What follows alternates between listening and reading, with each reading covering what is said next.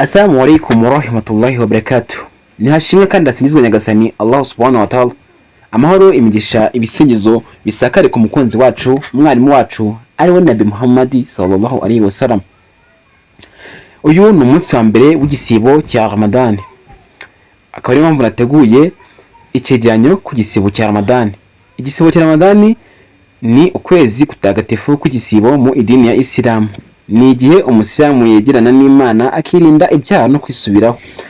Icya kabiri, intego y'igisibo utinya Allah, kwegerana n'Imana, kwisubiraho no kwihana, kwigomwa ibihe ibinezeza bya duniya, gufasha abatishoboye. Gatatu, ibisabwa mu gisibo: kuba uri umusilamu, kuba ugejeje imyaka, kuba ufite ubuzima bwiza, kuba udafite impamvu zikubuza nko kuba ufite uburwayi cyangwa umukobwa uri mu mihango.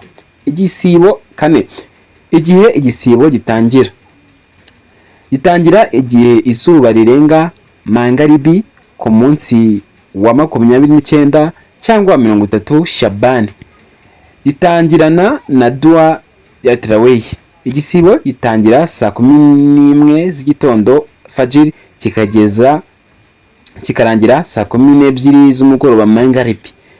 Gatanu, ibintu bibuza igisibo: kurya no kunywa ku bushake, gutera akabariro cyangwa se gukora imibonano mpuzabitsina, kubeshya no gusebanya, kuroga no kugambanira abandi. Gatandatu, inyungu z'igisibo: kubabarirwa ibyaha, guhabwa ibihembo byinshi na Allah, kuba hafi y'Imana, kwihangana no kwiyoroshya.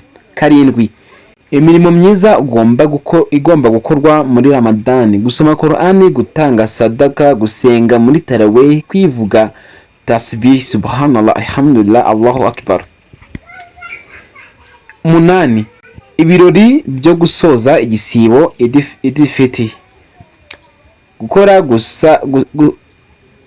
gukora gusari ya Eid, gutanga sadaka zakat al-Fitr, gushimira Allah, kwishimana n'umuryango wawe. 9, umwanzuro: igisibo cya Ramadan ni igihe cyo kwisubiraho, kwihana no kwegera Imana. Umusilamu agomba kukibyaza umusaruro kugira ngo yongere ukwinjiriza icyizere no kubona ibihembo by'ukuri. Icya 10 ari nacyo cya nyuma: gukora subscribe kuri YouTube channel yacu ya Rwego 2.